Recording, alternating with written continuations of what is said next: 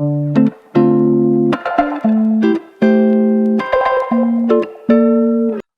everyone. Welcome to today's Luohan Webinar.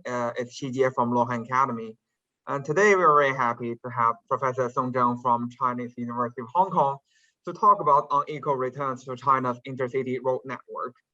So Professor Song is a professor in economics at Chinese University of Hong Kong and outstanding fellow of the Faculty of Social Science at CUHK, and also the co-director of CUHK Tsinghua Joint Research Center for Chinese Economy. He is also a senior fellow of Asia Bureau of Finance and Economic Research, and also a fellow of Luohan Academy. His research interest lies in the intersection of Chinese economy and macroeconomics. His research was published by leading academic journals. His paper, Growing Like China, won the Sun Yifang Economic Science Award. Before joining CUHK, Professor Song was the associate professor of economics at Chicago Booth. And Professor Song is also a co-editor of China Economic Review and associate editor of Econometrica, and he sits on a number of academic advisory boards such as China Economic Foundation and Hong Kong Institute for Monetary and Financial Research. So without further ado, please join me to welcome Professor Song from CUHK. So Professor Song, the floor is yours. Please take it over. Thanks a lot, Xijie. And thanks a lot for Luohan Tang for offering us the great chance to present this paper, Unequal Returns to China's Intercity Road Network.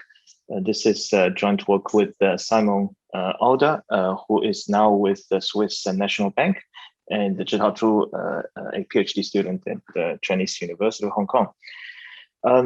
So this paper is about road infrastructure investment, which is important for obvious reasons. Just by its sheer size, you can see road investment is a significant part of the economy. Taking China as an example, road investment accounts for, on average, 2 to 3% of China's GDP. And I think in some years, the ratio can be as high as 4%. And as I will show you later, if you bring back the opportunity cost of land acquisition for road investment, which is typically ignored in the accounting exercises, then the investment will be even bigger. Despite of this a huge amount of investment, actually there are very few studies to evaluate the efficiency of the allocation of this big investment.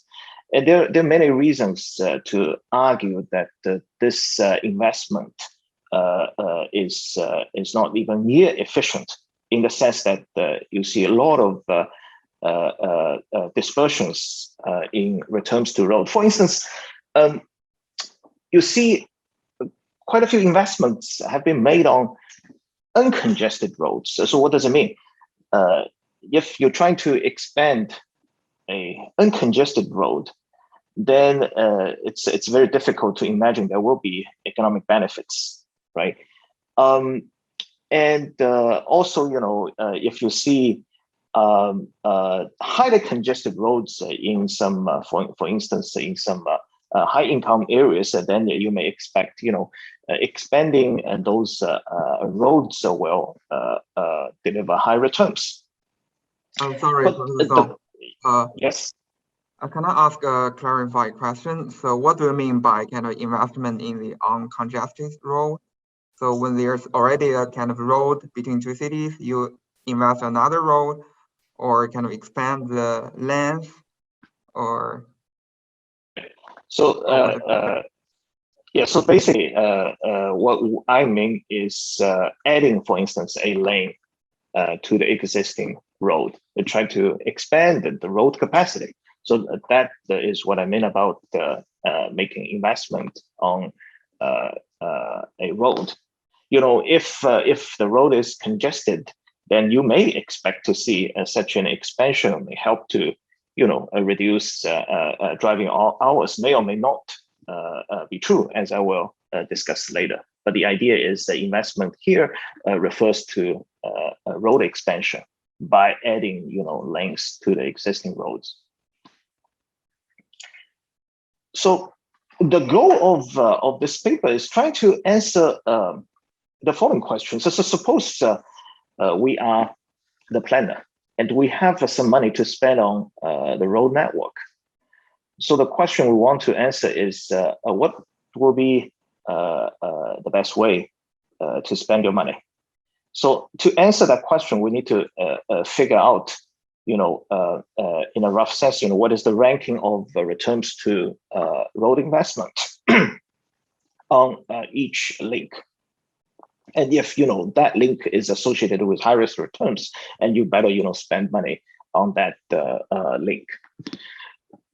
The question seems to be simple, but actually, to deal with this thing, we need a pretty complicated machine to take into account, the following issues. One issue that I have mentioned is the potential heterogeneity in congestion status across links. Some links are uncongested, some links are congested. Then it doesn't really make sense to expand, uncongested links. But what about expanding a congested link? What are the channels through which you may see economic benefits from expanding a congested link? Well, the mechanism is actually not that trivial. For instance, if a road is highly congested, and then you try to add more lanes to that road, then what will happen? Well, some people may argue, well, congestion will be alleviated and speed will be higher, so driving hours will be reduced, and therefore trade cost will be cut. But that may or may not be true, especially if you think about the literature on the fundamental law of congestion, which I will discuss later. And the expansion of a congested road will actually attract more traffic to come to this road, and therefore the speed might not be increased by this expansion of road capacity. And then what are the benefits from expanding a congested road? Well, the benefits could be some spillover effects. As I said, a expansion of a congested road may actually attract traffic from other links.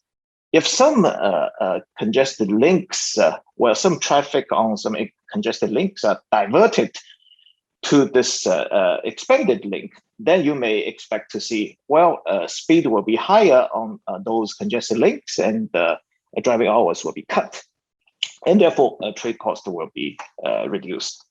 So once you're taking into account this channel, then you see a connection between expanding a road capacity to saving driving hours to reduction in trade costs, and therefore you see economic benefits. But in order to quantify such benefits, you really need a trade model, and you need to take into account route choices of drivers. So this is not easy. But once you've done that, you can come up with your estimates about what are the benefits of expanding a road. So that's pretty much what we have on the benefit side. And in order to estimate the returns, you also need the cost side. The cost side is much less exciting. We need to estimate construction costs of this road expansion, and we also need to calculate what I mentioned earlier, the opportunity cost of land acquisition, which is necessary for road expansion. So once you have both, cost side and the benefit side, you can come up with your estimate of returns to road investment. And here is exactly what we did in this paper. First of all, we use real-time and GPS records for roughly 500,000 heavy trucks in China, and in particular we use high-frequency variation, high-frequency data to identify congestion status for each city-to-city link. there is a question, will BBB be shared? I don't know, what is the common practice at the Luohan Academy. If this is requested, I'm happy to share my slides. Yeah, it depends on you whether you're willing to. Yeah. All right. So the first thing is just to use a real-time GPS records, and in particular the high frequency variations to identify congestion status. And this is the cornerstone of our analysis, because it's really important to identify congested and uncongested links. That's the first step. And then, we're gonna do some external validity check, see if our identification on congestion status makes sense or not. And here we're gonna borrow, the empirical strategy developed by the literature on the fundamental law of congestion, fundamental law of road congestion. And what we find is, the fundamental law actually is still valid, for the congested roads that we identified, and the fundamental law fails on those uncongested links that we identified. So that is consistent with that. Basically, is a strong support to our identification of congestion status across links, city to city links.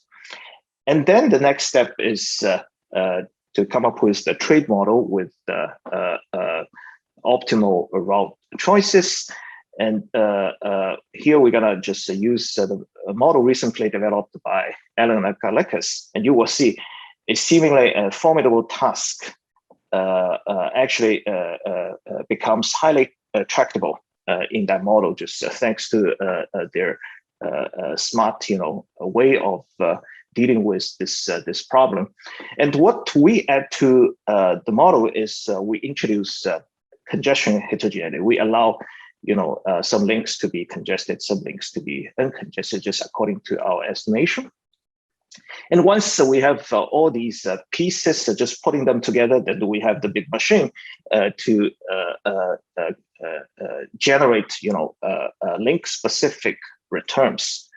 We have the benefit side that is coming from a reduction in trade costs.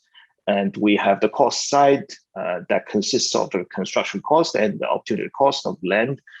And then we can have a spatial, we will visually show you, the spatial distribution of returns.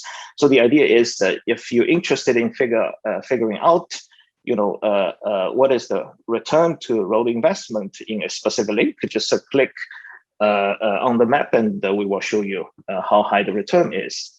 And in particular, we're going to show you a ranking of returns across links. So if you have some money, then of course you're going to pick up the links with high-risk returns to invest. And we're going to also compare China with England. And in a minute, I will show you the basic findings. And if I have time, I hope that I can talk a little bit about what is the efficient benchmark, which is actually highly computationally costly in this setup. So if you have questions, just feel free to stop me at any time. So here is a very quick summary of what we found. The first thing is, a bit surprisingly, about 2/3 of China's city-to-city links are uncongested. And we use a kind of similar real-time data from traffic data from England. And the data is about England's highway network, which is a bit different from the road network we constructed for China. And there in England highway network, we found about 90% of highways in England are congested. And then you may say, well, the comparison is not entirely fair because the road networks are different, and the two economies at a very different stage of development. And we do our best to make the comparison more fair. We did two things. The first is we also construct China's city-to-city network using highways only. That's the first thing. Just trying to make the road network a bit closer to the one in England. And the second is we pick up the three most advanced regions, Jing-Jing-Ji, Changsanjiao, and Zhusanjiao. And even in those regions, you will find that about half of the city-to-city links are actually uncongested. So that's a kind of sharp contrast between China and England. You may ask, why is England? Unfortunately, that's the only economy outside China from which we have real-time traffic data. And if Luohan Tang, has some additional data sources, I will be very happy to learn from you guys. And then it comes to the key results in this paper. Because we see roughly half of the links are congested, half the links are uncongested, then immediately you expect a huge difference in terms of returns to investment. And if you try to expand those uncongested roads, and then clearly there is no economic benefit. And if you consider maintenance costs and some other costs, then you're going to end up with negative returns. And that's why you see basically half of the links associated with negative returns. And what about those congested links? Well, those congested links actually delivered very decent returns. So conditional on congestion, you see the average returns in those congested links are 8%. And some links exhibit extraordinarily high returns. As I will show you later, the highest return can be as high as 140%. That's the annual return. And additional message is opportunity cost of land plays a central role. And if you ignore the opportunity cost of land, and then the average returns on congested links will jump to 60% from 8%. So that's the key part. Okay. All right. So now let me move on. Let me move on to the data part. First of all, we need to construct our road network, city-to-city road network. So what are the roads in this network? We have national level road, provincial level road, county level road, 就是国道、省道、县道, plus major urban roads, 城市主干道. So what we exclude is village level roads and those minor roads in urban areas. So in terms of length, all the roads in our network account for like 70% to 80% of all the roads in China. So that basically our road network captures a major part of Chinese roads. And we focus on central part and eastern part of China. And we exclude the western part of China. And the reason is the number of trucks there is much less. So we just drop the entire western part of China. And the real-time GPS records are provided by a logistic service provider called G7, which is a very successful Internet of Things company in China. And we have access to their data from 2013 to 2018. And you can imagine, the size of data is huge. Because, they have GPS records from, 500,000 trucks, say in the most recent year, 2018. And if you talk to them, they're going to tell you, well, now their market share just increased, actually doubled over the recent 3 years. So if we use the latest sample, then we will have like 2 million heavy trucks. Since the size of data is huge, so what we ask them to offer is not the entire sample. So we ask them data for 2 days in each month, and we pick up 4 hours in each day. So what are the 4 hours? We choose 8 to 9 in the morning, 12 to 1 in the noon, 5 to 6 in the afternoon, and 9 to 10 in the evening. Okay. So basically, you can see we have 4 hours for each day and 2 days for each month. And we believe, that's a pretty representative sample. And we also have data from other sources like, the official statistics, satellite night lights, transaction level land prices, physical topology, and even, DD. Then the next thing is to construct city-to-city road network. And this is actually not a trivial exercise. What we're doing here is the following. So we use kind of bottom-up procedure. We first look at county-to-county shortest paths in 2 neighboring cities. And then we identify, the shortest paths that connecting 2 counties in 2 different but neighboring cities.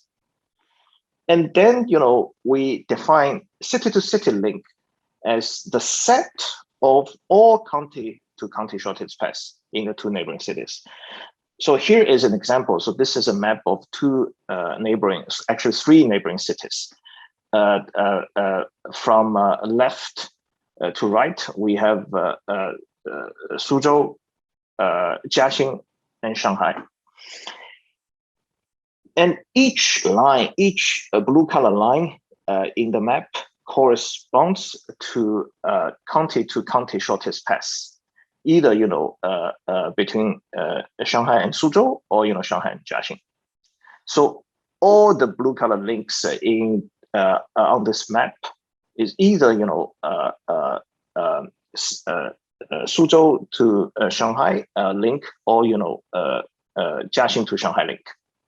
So the takeaway message is the city-to-city link is not really about one road. It's about a set of roads, and these roads are the shortest paths connecting to different counties in 2 neighboring cities. Okay. And then you put everything together. Here is our entire city-to-city road network. There's a question: the shortest route defined by time or length. Here is length. Why we choose length? Because as you will see later, time will be an endogenous variable in analysis. So we cannot really use time. So just bear with me for like 20 minutes, and you will see why we have to define shortest paths based on length. Okay. And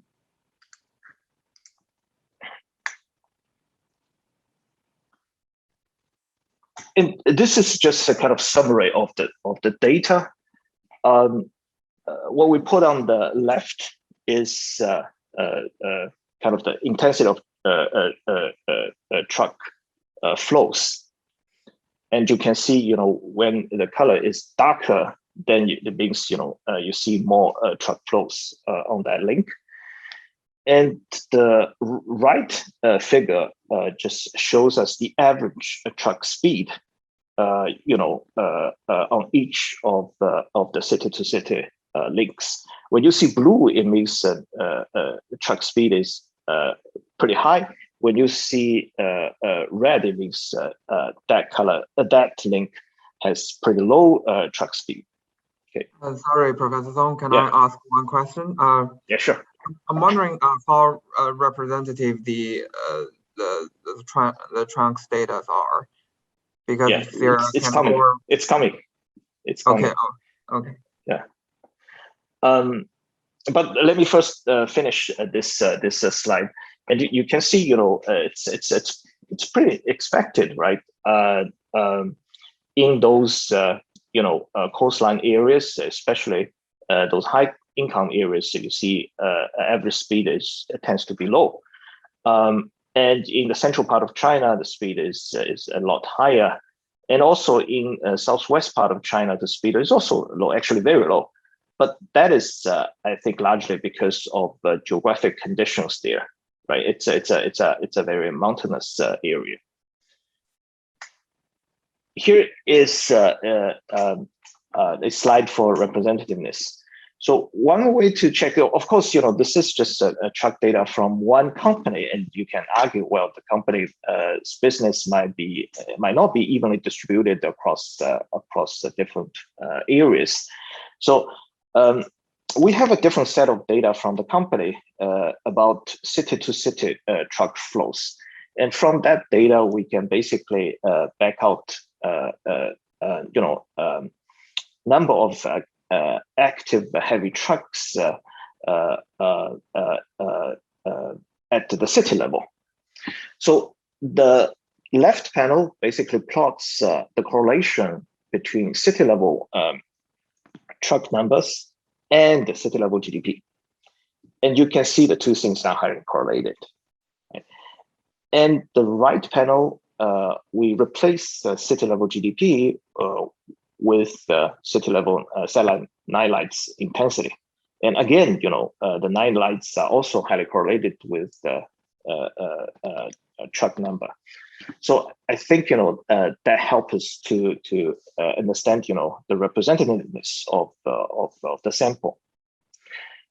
And another problem about the representativeness is, well, people may argue trucks, especially heavy trucks, are special type of vehicles, and their speed tend to be much lower, and the variances might also be much smaller, just because they carry heavy goods. Well, first of all, in terms of dispersion, that's actually not true. And if you look at the average speed across links, it's already a huge dispersion. In some links, the speed can be as high as 70 or even 80 kilometer per hour. And in some links, well, the speed can be as low as 20 kilometer per hour.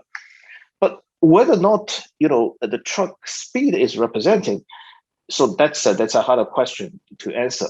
So what we are plotting here is we got publicly available data from Didi, and they're telling us, well, the average speed of passenger vehicles in 5 cities. They are Shenzhen, Suzhou, Chengdu, Xi'an, and Jinan. So each dot in this figure is about speed in a road segment, okay, in one of the 5 cities. And then, we just match the data structure from Didi, and we calculate exactly, we calculate average truck speed in exactly the same, road segment.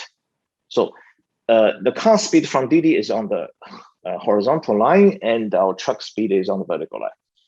And immediately you see two things. One is obvious, that the truck speed is, of course, lower than car speed.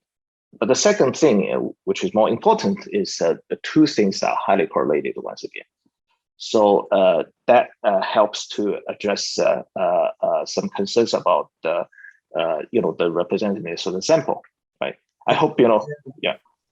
Yeah, and I was thinking that the Didi data is more like kind of within the city and rush hour. Is that true? And the heavy trucks data is more like evening or very late hours. Are these two speeds kind of comparable, even given the same road segment? I think we have a pretty we have 4 hours in a day, so that's not just about rush hours. That's also about say noon, between 12 and 1, and also in the night between 9 and 10. So the DD data is also this 4 hours. No, DD data, I think is just the average speed. So what I'm saying here is, I think, and perhaps it's just I'm hoping, the 4 hours is a representative set of 24 hours. So that's our assumption. And of course, we also have 1 weekday and 1 Sunday in each month. That also helps to smooth out, the difference between weekday and weekend. Okay. And by the way, we have a full sample. I think we did some exercises earlier, and we find that what we have from the smaller sample is actually very similar to the full sample.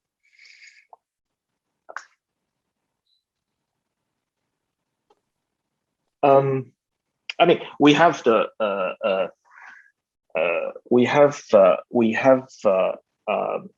real-time GPS records for a smaller sample, but we have everything for that smaller sample at some point. But we decided to G7, I think, asked us to choose. You want a smaller sample with all minute-by-minute information, or you want to have selected hours for all trucks. I think we chose to pick up the latter one.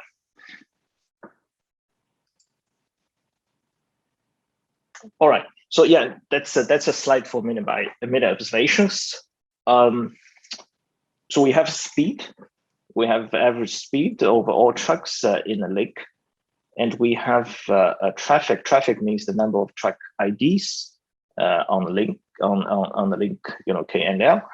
And we have driving hours. We have density. Density is just the ratio of number of trucks to road capacity. All right. So here comes the first and perhaps the most important equation. That is the congestion equation, I think first developed by Vickery many years ago, and more recently, estimated by Alan Akalakis. The idea is actually very simple. Think about what will be happening in a congested link. So if you see more trucks in that link, then it means the density will go up. That's the thing on the right-hand side. And then, if the link is congested, then by adding more trucks to that link, you may expect to see a lower speed. So that's why the inverse of the speed, which is sitting on the left-hand side, should be going up.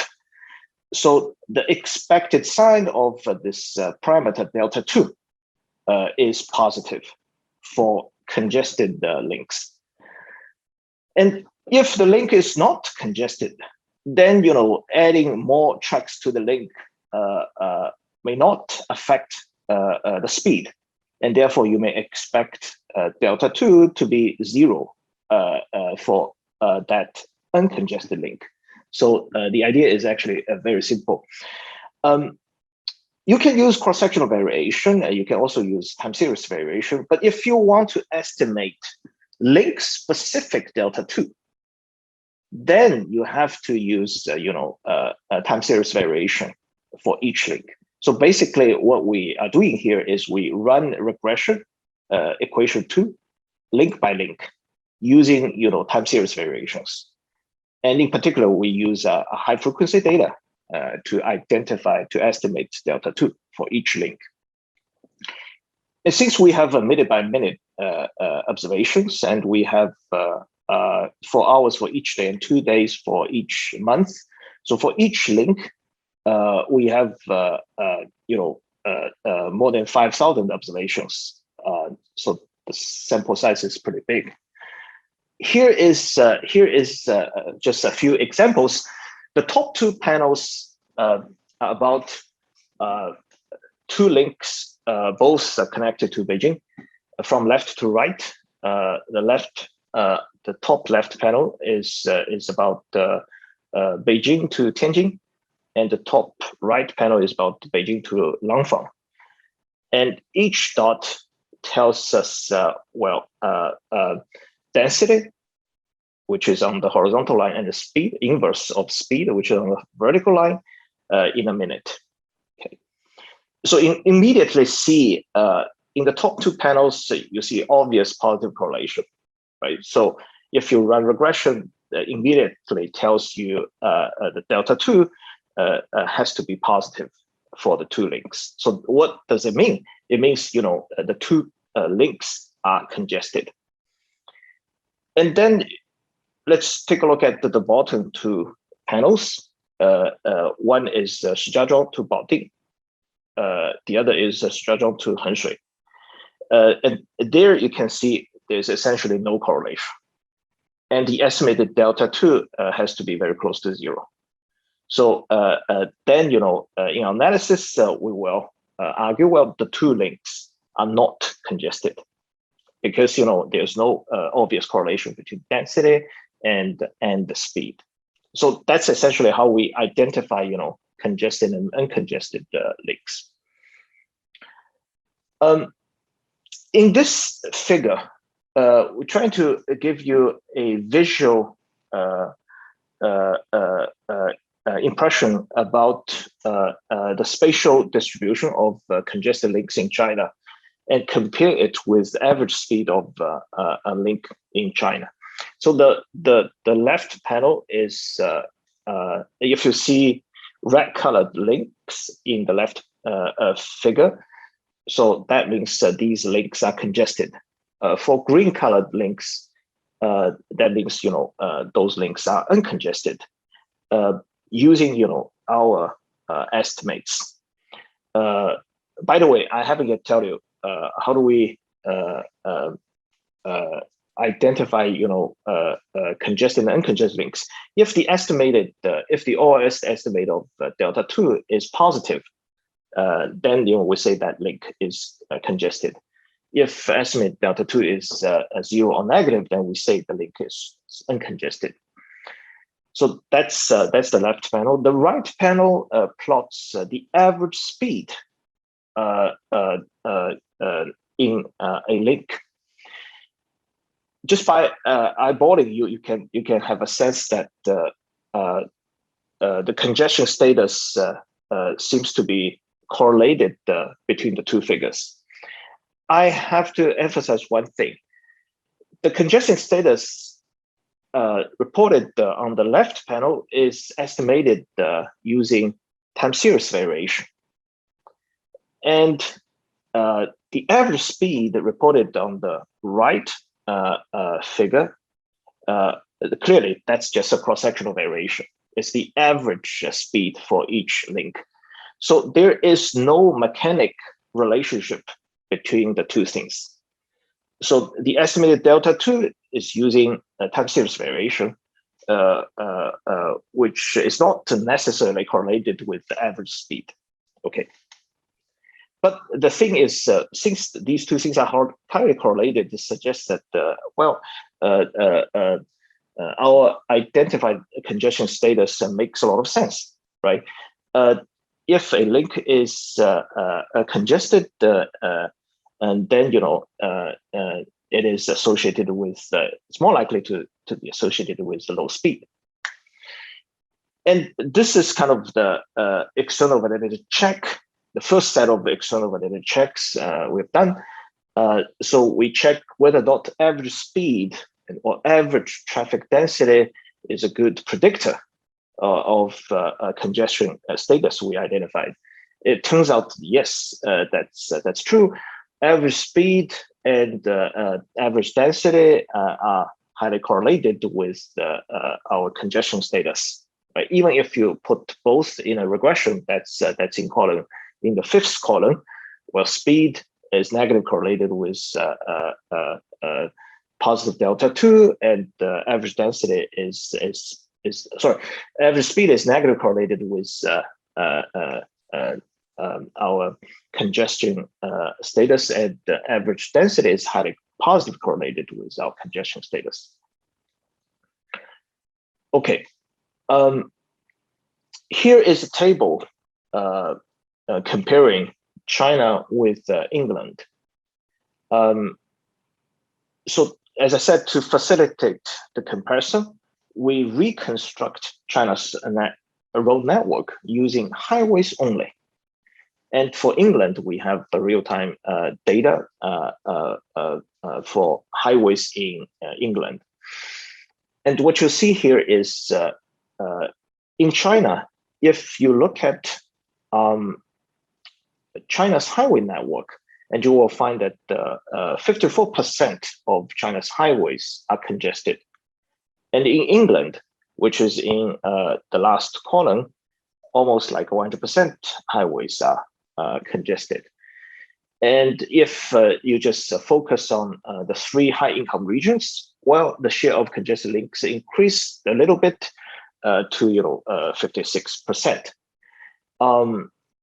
And the table also reports some other characteristics for China and England.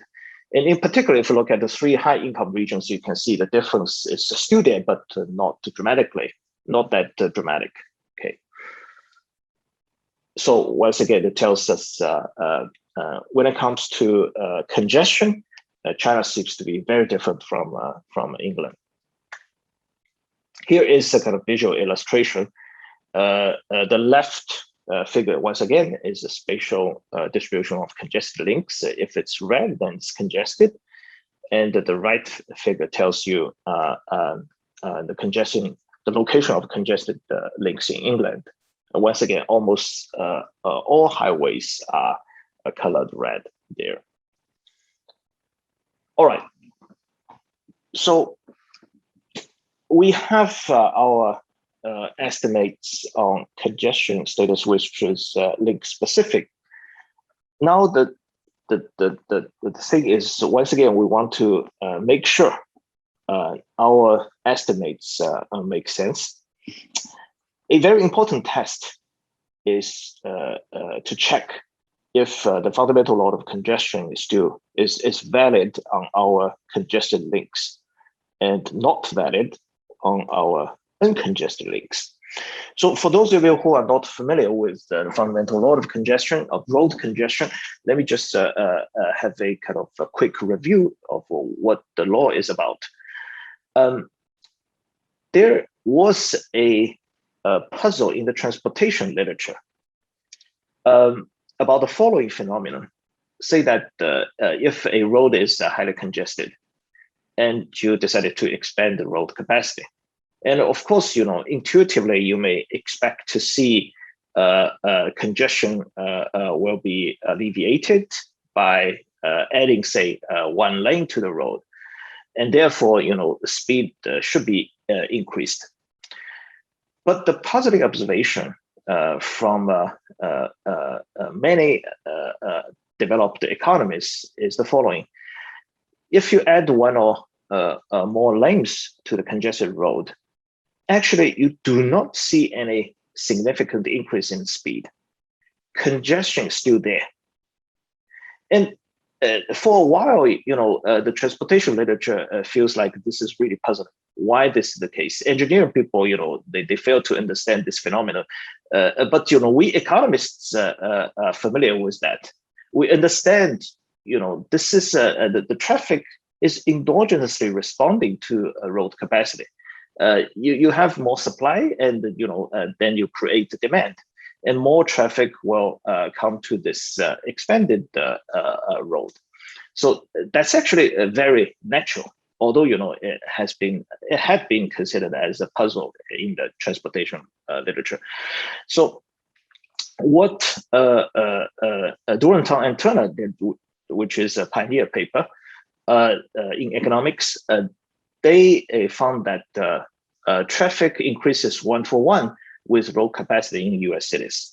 So if you expand the road capacity by 10%, then you will see, well, you will see a 10% increase in traffic on this road. So that's what the fundamental law of road congestion is about. So if our estimates on congestion status make sense, then we should expect to see the fundamental law holds true on our congested links.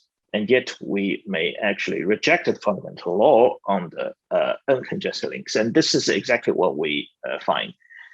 So equation 3 is the empirical strategy Durant and Turner developed in their paper.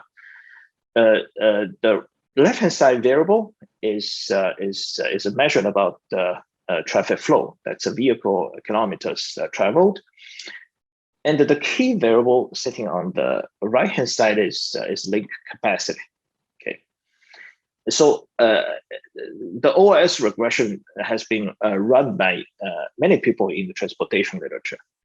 Of course, back then they didn't recognize the endogeneity issue. And we have to deal with the endogeneity issue seriously. There are a couple of channels for this endogeneity. For instance, there could be a reverse causality. It is because it's congested and therefore the government would like to expand the roads. There could be some other, endogeneity issues. So we just follow the literature. We use a historical roads as an IV to deal with the endogeneity. The idea is actually very simple. For instance, look at the link between Suzhou and Shanghai. So the IV is just about the length of historical roads in the buffer area of 50 kilometers extended from the city pier. So the idea is that if you see more historical roads in that buffer area, then you may expect to see lower construction costs for road expansion in Suzhou and in this city-to-city link. So that's a kind of supply side force that is orthogonal to the demand side force. Okay. So that's the IV. In the literature, we just borrow it and we run IV regression. I don't want to go to the details, but just to let you know, the key coefficient, that is this coefficient in the equation. If the fundamental law is right, then we should expect a coefficient around 1. So that means there is a 1-to-1 relationship between road expansion and the traffic. That's what is predicted or argued by the fundamental law of congestion. And here is the result. In the second column, the red colored number is the estimated number for congested links. So if you expand congested link, and then you expect to see almost like a 1-to-1 increase in traffic flow. And in the third column, what you see here is the estimate for uncongested links. Two things. First, the number is not statistically significant. And second, the number is far below 1. Okay, so what it tells us is, well, fundamental law holds true for congested links we identify, and it doesn't really hold true for uncongested links. So once again, it gives us a confidence that our identification of congestion status makes a lot of sense. Okay. We have done some additional exercises on the fundamental law of road congestion just using time series variations, but I think I don't really have time to go through the details. Let me just skip that. But just to let you know, the bottom line message is everything seems to line up very well. Okay, now let me get to the model. The model is a pretty standard trade model. It's an Armington model. Each city produces one type of goods.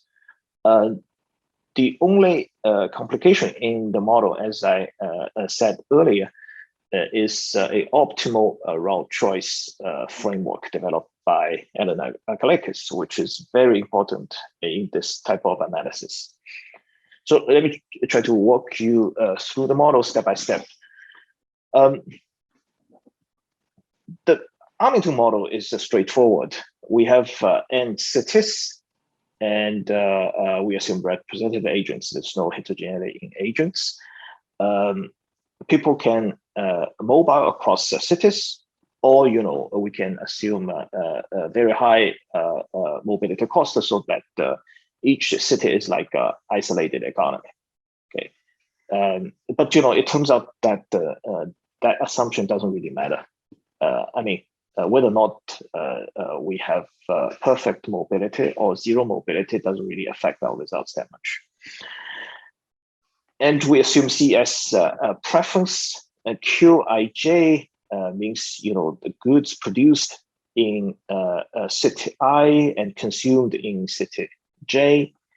And this little Uj here is the parameter for amenity in city J. But later on, I also show you, well, this amenity thing doesn't really matter. And this is an Armington world. Each city produces its own goods, and we assume a linear production function and perfect competition. So goods price will be just determined by a wage, which in turn will be determined by goods market clearing condition. And the last line is about the iceberg trade cost. Well, in a typical trade models, iceberg trade costs are assumed to be exogenous. And here, thanks to this optimal route decision model, we will see iceberg trade cost is actually endogenous. As I said, we can make the model quite flexible. We can entertain labor mobility. We can also entertain, productivity spillovers and amenity spillovers, but all these things do not really matter in the end of the day. As I will show you in the robustness checks, for instance, you can allow alpha to be positive so that city level productivity is increasing in city size. So that's like a productivity spillover or externality. You can also allow beta to be positive. That means we can capture some congestion spillovers in the sense that Beijing becomes less attractive just because more people are living there. But negative beta and positive alpha do not really deliver very different results. And I said earlier, labor mobility doesn't really matter. We can assume a perfect mobility. We can assume away mobility at all. And the results are very similar. Okay. And in particular, none of these assumptions matters for our structure estimation. They only matter for counterfactual exercises, which deliver returns to road investment. Okay, here is the standard gravity equation. I don't want to spend too much time on this. Xij means the trade between city I and J, and that is determined by iceberg trade cost and the relative prices, and also the economic size of the cities. And we impose balanced trade, and this goods market clearing condition that are nailed down. Price and the wage. All right, here is the key part of the model, or the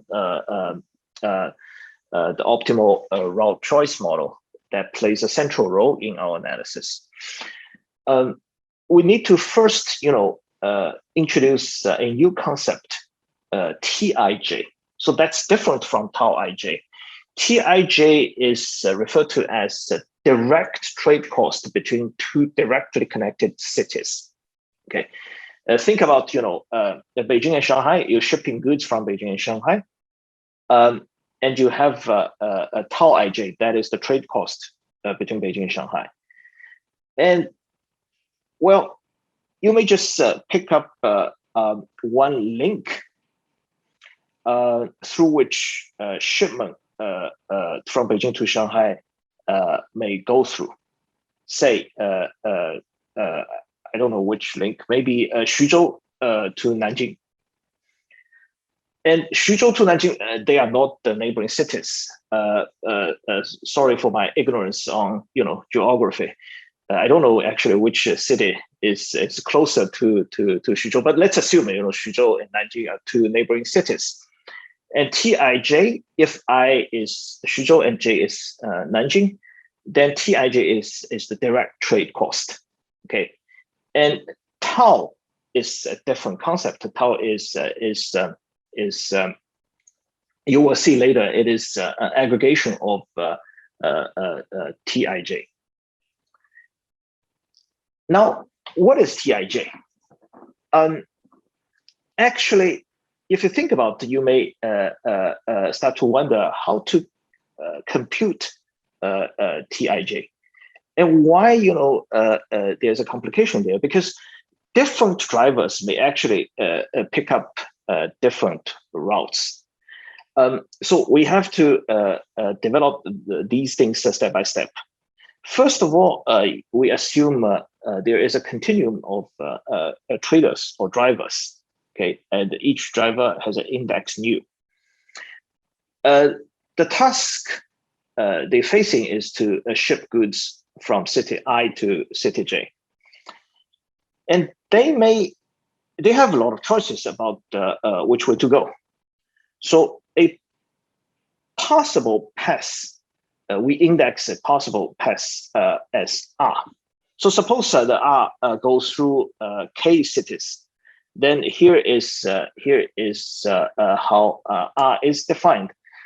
So if you think about the I is Beijing and J is Shanghai, and this particular path will actually go through a number of cities. For instance, R1 is Tianjin, and R2 is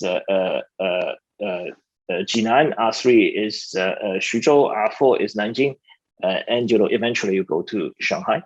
So it's just one path among many other choices. And then, the iceberg trade cost, conditional on that path, is going to be determined by this equation, by assumption. The iceberg cost of shipping goods from Beijing to Shanghai, if the trader picks this specific path specific path R, then the iceberg trade cost will be just the product of direct trade costs, say between Beijing and Tianjin and Jinan, and Jinan and Xuzhou, and Xuzhou and Nanjing and Shanghai, right? And why we need this assumption? Because we want to attach idiosyncratic preference to different paths. A example will be, think about a typical trader who is shipping goods from Beijing and Shanghai. They may actually just pick up the paths we are discussing now, from Tianjin all the way down to Shanghai. But if you think about a non-representative trader whose hometown is, for instance, Wuhan, and that trader may actually pick up a crazy route. He will first drive his truck all the way to Wuhan, and then stay there for a few days, and then go from Wuhan to Shanghai. And you may find that that's crazy, but that's a reflection of the driver's individual preference over routes. Okay, so once you allow this individual preferences and you assume that preference is drawn from certain distribution, and then you can have a very nice result. So here is a summary about this optimal route decision. In equation 14, it says that for specific trader, he is trying to minimize trade cost, but the trade cost, but his decision is going to be influenced by his preference, epsilon. So putting the two things together, you will find that a trader might not just pick up the shortest path, and his decision will be influenced by his preferences. If the preference shock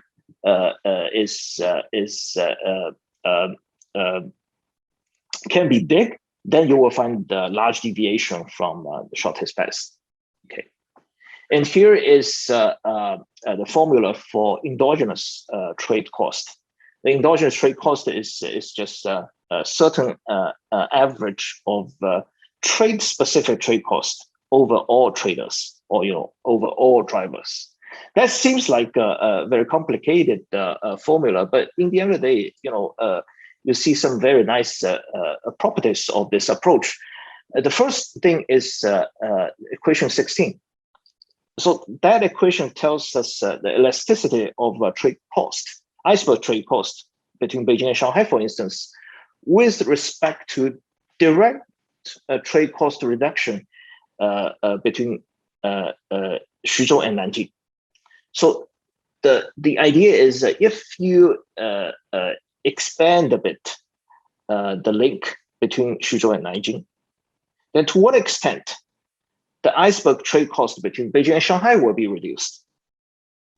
And that elasticity is determined by this ugly looking thing sitting on the right hand side. But what is this thing? This thing is exactly the probability for the link between Xuzhou and Nanjing to be used by shipment from Beijing and Shanghai. So if it's very likely that Xuzhou and Nanjing link will be used by shipping goods from Beijing and Shanghai, if the probability is very high, say that the probability is close to 1, and then you will see the elasticity is also close to 1. So expanding the link between Xuzhou and Nanjing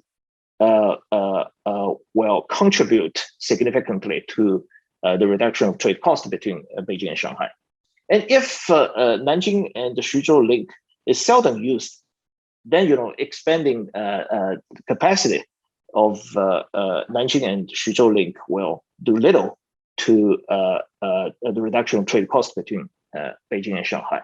So that's the first property.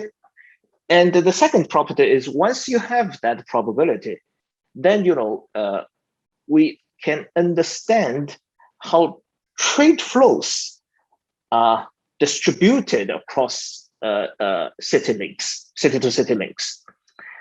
So once again, think about this is the probability for Xuzhou and Nanjing link to be used by shipment from Beijing and Shanghai.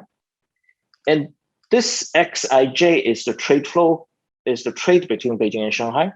And this trade flow multiplied by this probability tells you, and if you aggregate over all cities, it tells you exactly, how much of trade flows will use this specific link between Nanjing and Xuzhou.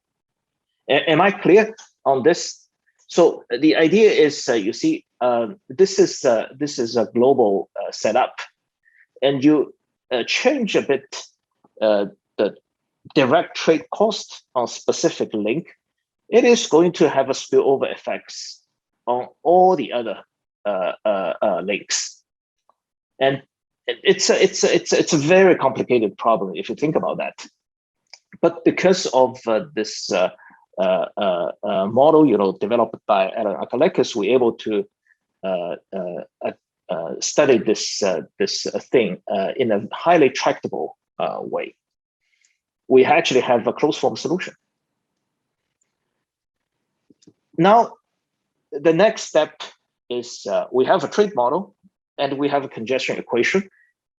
And we want to build the bridge between the two worlds.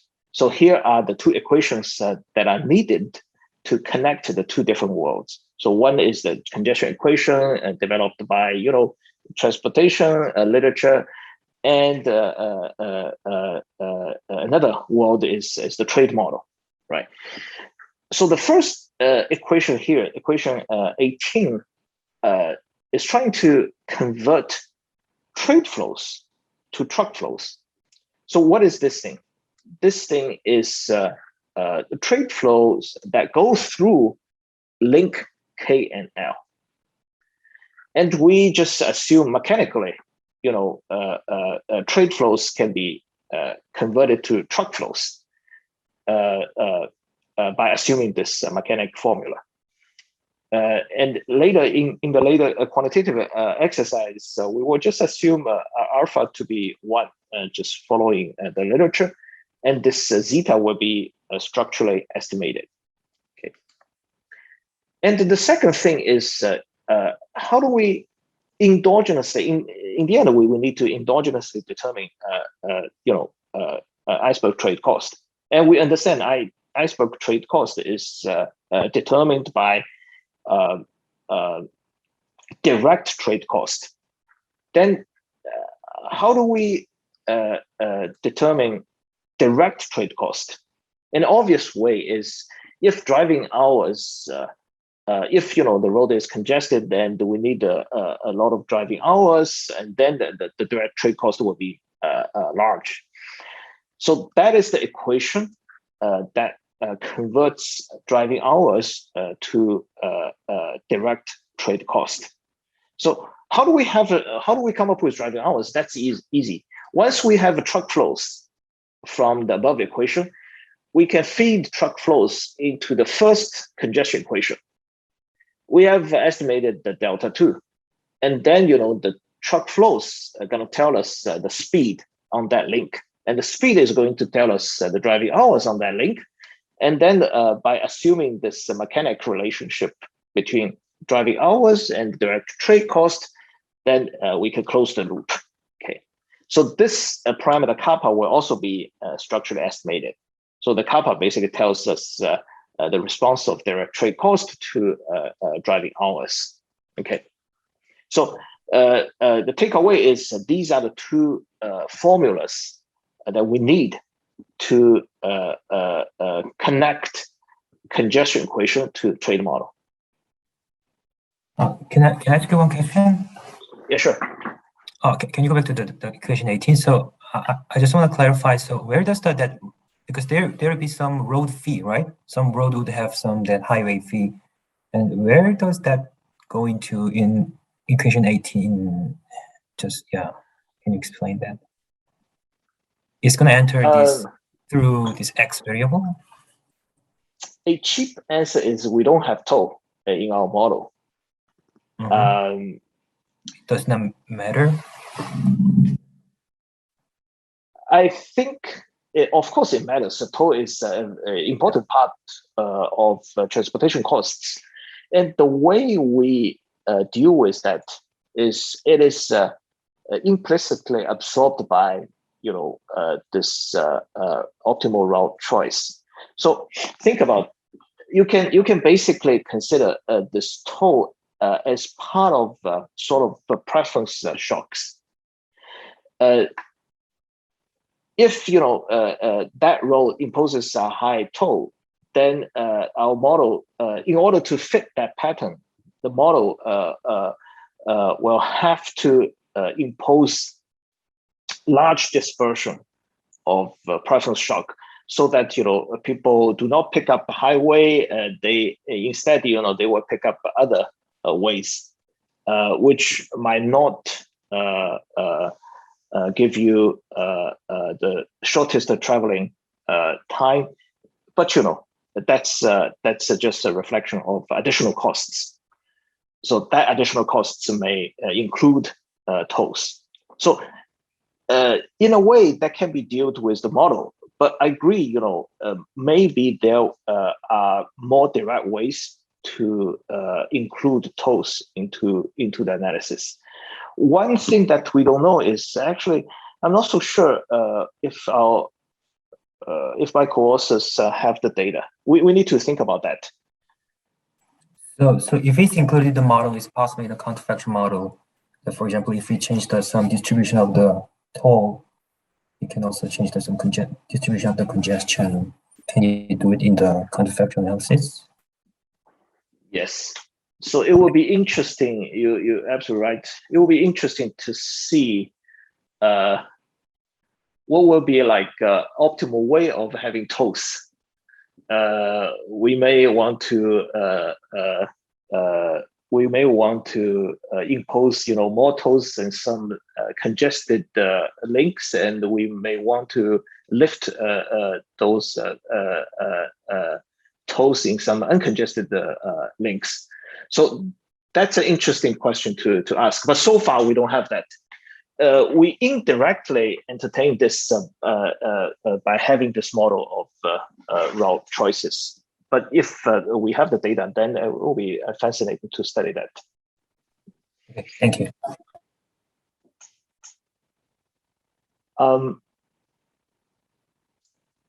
Let me skip the definition of the general equilibrium and go straight to the structural estimation.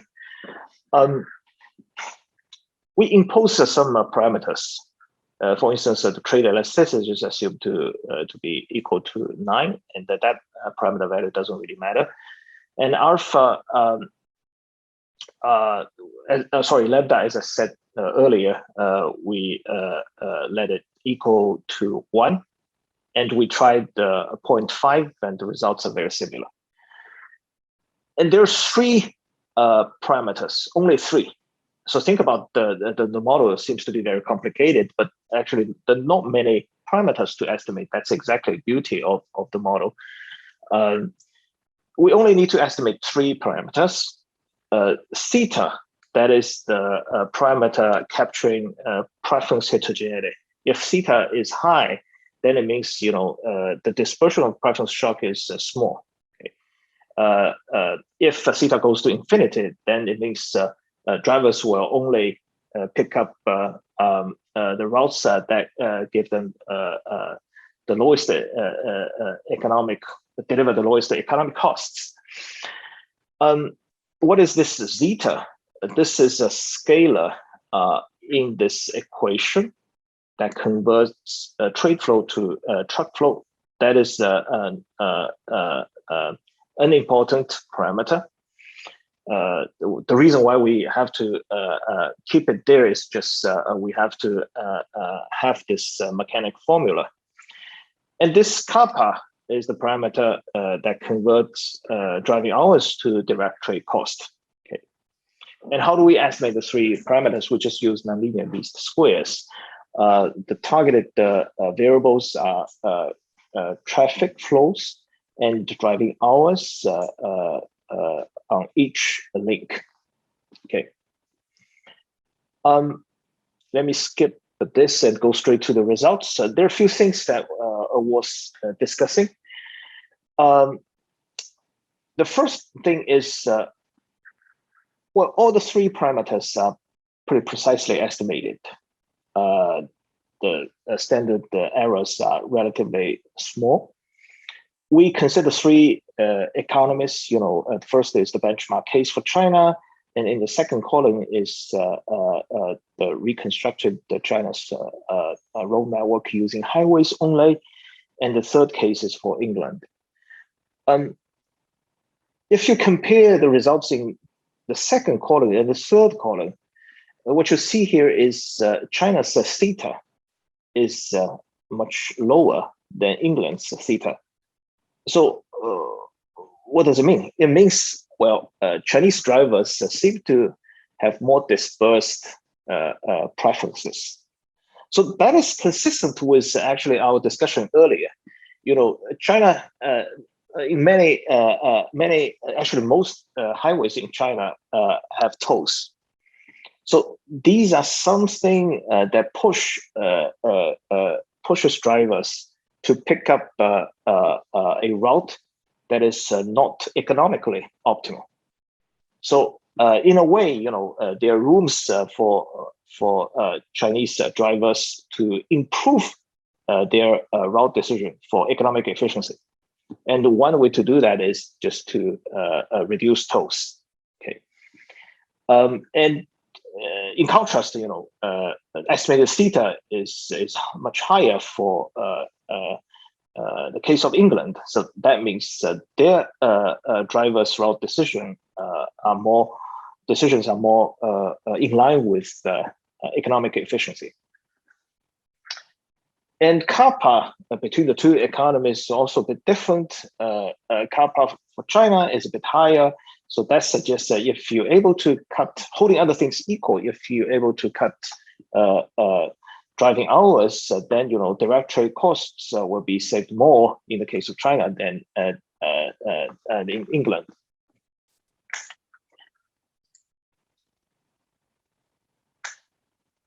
And in these two figures, we just show the fit of the model. We put the data on the horizontal line and the model's prediction on the vertical line. And you can see the fit is great. They are highly correlated. And that's for China. That's also true for England. Let me just skip that and go straight to perhaps the last important equation. So that is the welfare elasticity with respect to link capacity. So the thought experiment is if we expand the road capacity on link MN, say that we add additional lane to the link connecting city M and city N. So how would aggregate welfare respond to this increase in road capacity? So you see in equation 21, there's three components. The first one is pretty standard. Every trade model has that. So if iceberg trade cost is changed, then of course it will have aggregate welfare implication. So the first part is standard. The second part, we spent a lot of time discussing the second part. That is, if a direct trade cost is reduced, then how iceberg trade cost between the two cities will be affected. And the last term is new, and the last term is actually the most complicated part. That is, if you expand a link between N and N, and how direct trade cost will be affected. Let me just give you one example. So here is the analytical expression for that complicated animal. It's not our invention. It's just from Alan Akaleka's great paper. Here is an application or an example. So let's first look at the left figure. So what we did there is we expand a link connecting Xuzhou and Lingyi. Okay, I think it's here. The two dots, one dot is Lingyi and the other dot is Xuzhou. If you expand the link there, and how this expansion will affect direct trade costs in other links. And the red colored links means the direct trade costs will go up. And the green colored links means the direct trade costs will go down. So surprisingly, you see, if you do this expansion and the links in the neighboring areas of the two cities, their direct trade costs will actually go up instead of go down. And why this is the case? Well, if you look at the right panel, it can tell you why. So the right panel plots, the response of trade flows or truck flows to this link expansion. So when this specific link is extended, just like what the fundamental law is predicting, well, it will attract more traffic from other links. So more goods will be passing through this expanded link. And this additional traffic will not, be dropped from the sky. It has to come from, it has to go through the neighboring links. And that's why the red colored lines here suggest that the traffic flow actually increased a lot, in the neighboring areas. And that is why, driving hours also increased. Trade costs in neighboring areas go up. But then where does the gain come from? The aggregate welfare gain actually comes from the reduction of the driving hours in the other regions. And most of the regions are not in the neighboring area of this particular link. So traffic, for instance, Beijing area benefits a lot from the expansion because a lot of traffics have been diverted from the links connecting to Beijing to the neighboring areas of the expanded link. So that's why you really need to have this kind of general equilibrium model that takes care of the spatial spillovers of a particular link expansion. All right. So once we have that, we can calculate welfare elasticity for each link. Here is just a spatial distribution of welfare elasticity, and you can see, well, not it's hardly surprising to see if you expand links in the areas of Jingjingji, Changsanjiao, Zhusanjiao, and Chongqing, right? And those expansions are gonna imply high increase in aggregate welfare. So that's basically the benefit side. And then we have a cost side. We estimate the construction costs, and we estimate the opportunity cost of land acquisition using land transaction fee. And here is a map about how opportunity cost of land transaction is located spatially in China. Once again, you can see coastline areas, not surprisingly, have higher opportunity cost of land acquisition. And this map is about the distribution of construction costs. And the western part of China has higher construction costs, just because of ruggedness there. And this is a table about summary statistics of costs and benefits. And in particular, I want to draw your attention to these two numbers. So this number is the total construction cost for total construction cost for congested links. And this number is the total opportunity cost of land acquisition for congested links. And you can see the opportunity cost is almost as big as construction cost. So if you just ignore the opportunity cost of land acquisition, then you will greatly underestimate the cost of road expansion. And here is just a simple equation to calculate returns to road. And this is probably the most important figure in the paper. So as I promised you, at the beginning of the presentation, if you're interested in the returns to investment in a particular link, just click that, and the model is going to tell you how high the return is, right? And here is the ranking. So if you have some money, and you better spend money on those links associated with highest returns. And what are the links with highest returns? The top three. Well, it's a bit surprising, right? If you look at the top two links, Heze to Jinan and Xiantao to Tianmen. Well, you may have heard of those cities, but I'm pretty sure half of people in the audience are unable to precisely locate where the cities are. For instance, where is Hezhe? I didn't know, where Hezhe is until, I searched a bit. And the reason why these links have such a high returns are twofold. First of all, those links are very important for shipping goods between, a few large cities. For instance, Hezhe and Jinan, I think they just located on the shortest pass between Beijing and Shanghai.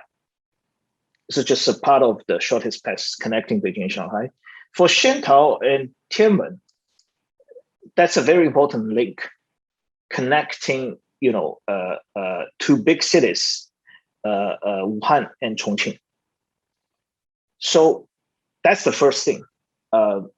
They are important. They are highly likely to be used in the shipment of goods between economically important cities. That's the first thing. And the second thing is, income in those places is not very high. So that means the opportunity cost of land acquisition is low. So that's why, those links actually exhibit extraordinarily high returns. So that's what the left column is telling us. And the right column is telling us if you ignore land cost, then the story becomes much more familiar. Shanghai and Suzhou link will have a very, very high return. And the reason is just you ignore the opportunity cost of land, right? If you bring it back, then Shanghai Suzhou link will just be ranked at the third. Okay, and at the top 10 links, by ignoring land costs, they are all in the high income regions. I think I'm running out of time. So let me just say last two things. First is this telling us, there is a misallocation of investment? Well, the answer, unfortunately, seems to be yes. In this figure, we show the correlation between returns and link expansion between 2013 and 2017. And you can see there is actually a negative correlation. So if investment allocation is efficient, then we should see a positive correlation. We see more investment, we see more road expansion taking place in those links associated with high returns. But unfortunately, that's the opposite. That means, if anything, if we wait for a few more years down the road, then the dispersion of road returns will be even bigger than what it is in today's China. And the last thing I want to say is, so here is just a static analysis, and people may wonder, well, if we allow productivity to grow, then how your ranking or the dispersion of returns will be affected. So we did some simple analysis. We found that if you allow productivity to grow, then aggregate returns to investment clearly will be affected. If you assume a higher productivity growth in the future, then clearly the returns to road investment will be higher on average. However, unless you assume a very dramatic transformation of China's economic geography, so that the currently low productivity regions will become a lot more advanced and even associated with productivity higher than the productivity in high income regions in today's China, then the ranking of returns is very robust, so as the dispersion of returns. Let me just quickly wrap up. The takeaway message of this paper is very simple. Well, we are proposing a way of spending money on road infrastructure investment. Of course, our ranking or our estimates are entirely from economic considerations, that there are many channels that may affect, this investment decision through non-economic channels that are entirely ignored in this paper. So let me just stop here. Sorry for eating up some of your time. It's a very interesting talk. So is there any questions for Professor Song from the audience? I have one question. First of all, thank you very much. It was a very interesting presentation. And so my question is, so in the counterfactual analysis, is it possible that even without this transportation construction costs, adding one more lane to this congested area, that can actually decrease the total welfare? Because, for example, if it attracts a lot of the trucks from other uncongested area, then because those areas will have the increase in welfare, but that welfare increase would be low because those areas are already uncongested. But if you have a lot more congestion in this congested area, maybe even without this the construction costs, total welfare can decrease. Is it right? That's a very, very interesting thought. I never thought about that. I guess one possibility is if the economy consists of regions with very different income levels, then it might be true, because expanding a congested link in a high income region may actually cause welfare losses on low income region, which carries bigger weight on the welfare, the aggregate welfare. But it's highly speculative. I don't know. But suppose we consider an economy with perfect labor mobility.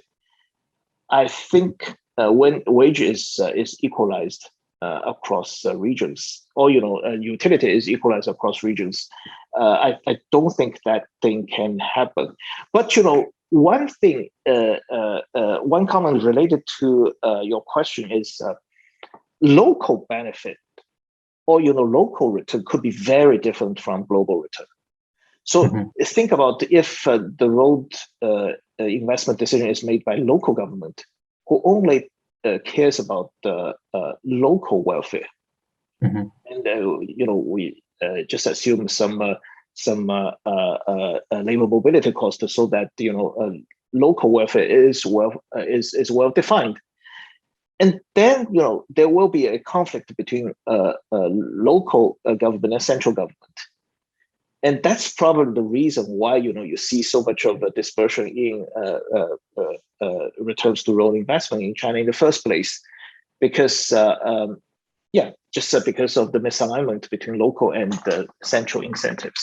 As you can see from one figure I showed you earlier, right? Expanding this link may actually bring troubles to the local economy, because a lot more truck flows are coming to that region, pushing up driving hours. That could be very bad for the local economy. However, for the country as a whole, certainly it creates a welfare gain.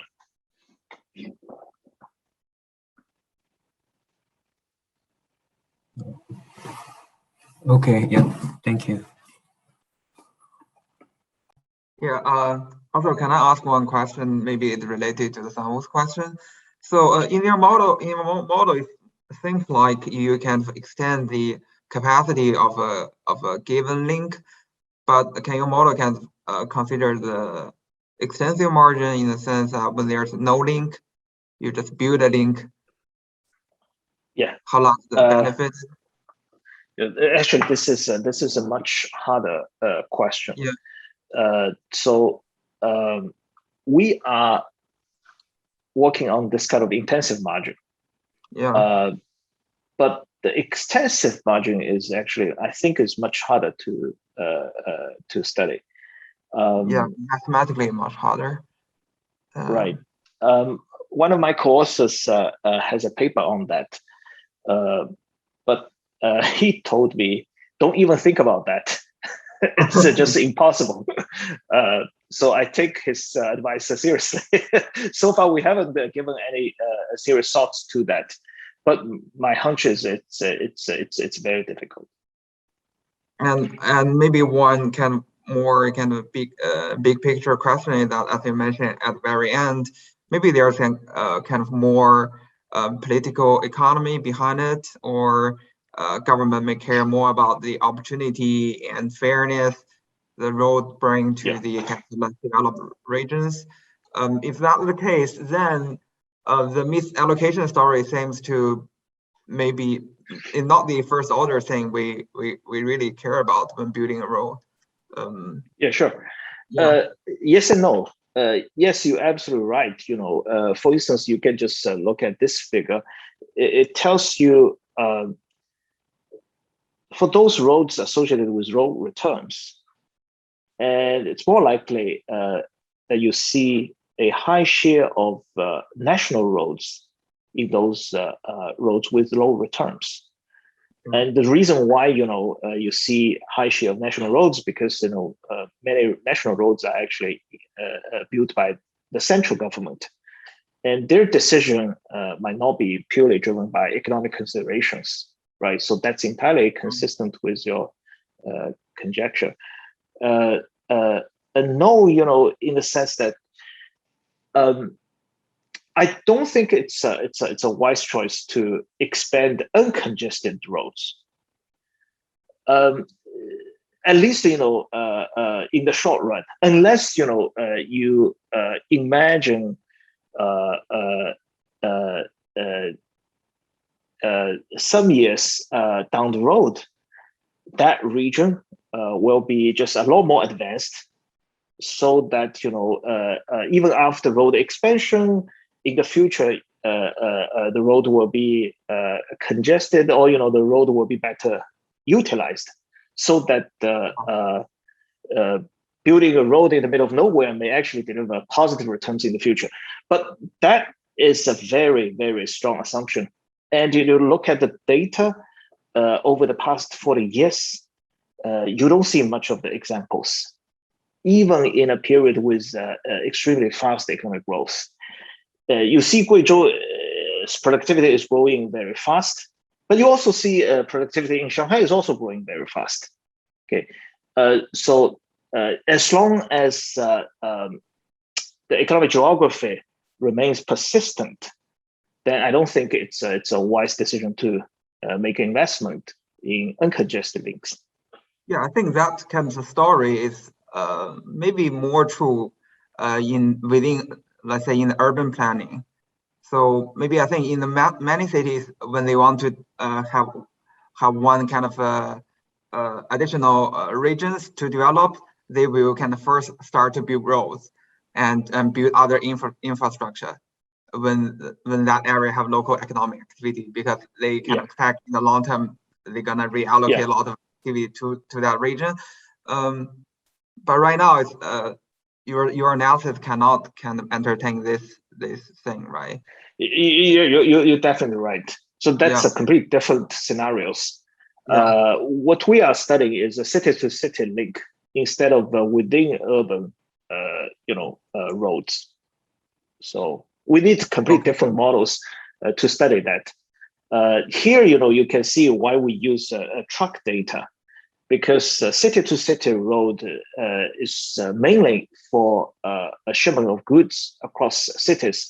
But if you think about the urban planning, then, you know, commuting plays a much more important role. And therefore, you know, you need a complete different setup to investigate that. Okay, I see. Thanks. Any more questions for Professor Song? Yeah, can I ask one more question?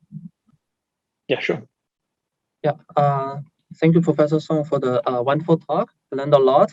And so in my understanding, currently you are treating the trade flows in two directions equally. That means when you see a truck traveling from city A to city B, or another truck from city B to city A, you are pulling them all together to calculate the congestion of the road. So I think one interesting extension could be treating the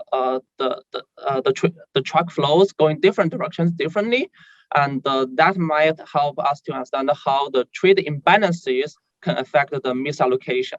For example, some of the shipments are only from the big cities to the smaller cities, so that when it goes from the big city to smaller cities, it's always fully loaded. And when the trucks come back, it's not loaded with much goods on it, so it can travel slowly and also go to the local roads.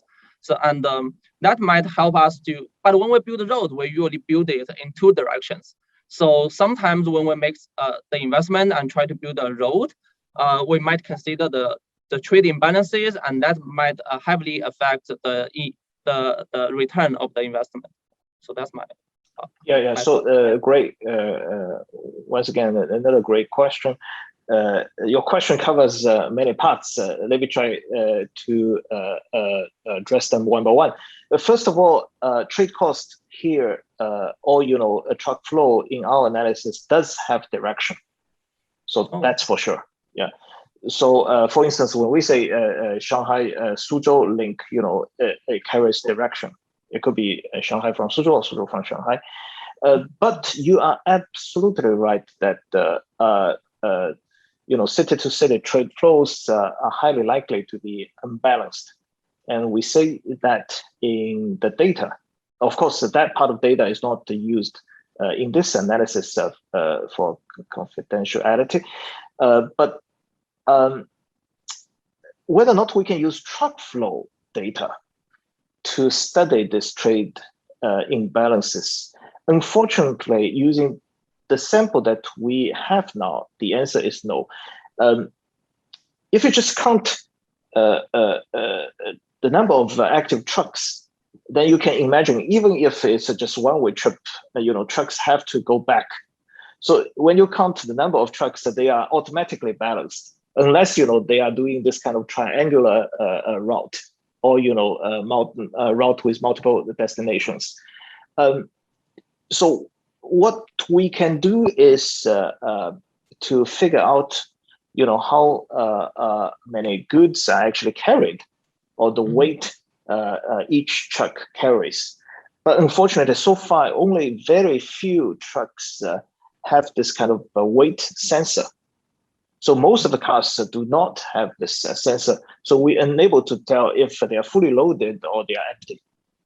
But clearly, that's an important future direction. So we're trying to persuade the company to provide more data, and we are trying to convince them that's the future direction. They should install more sensors on their trucks to tell us more about what kind of things that their trucks are carrying. Yeah, definitely. Yeah, thank you. Any more questions? Okay, all right. I think we can conclude here. So thanks again, Professor Song, for your wonderful talk. I think all of us learned a lot from your talk. So thanks again, and hope to see you soon in our future Luohan webinar. Thank you. Good night.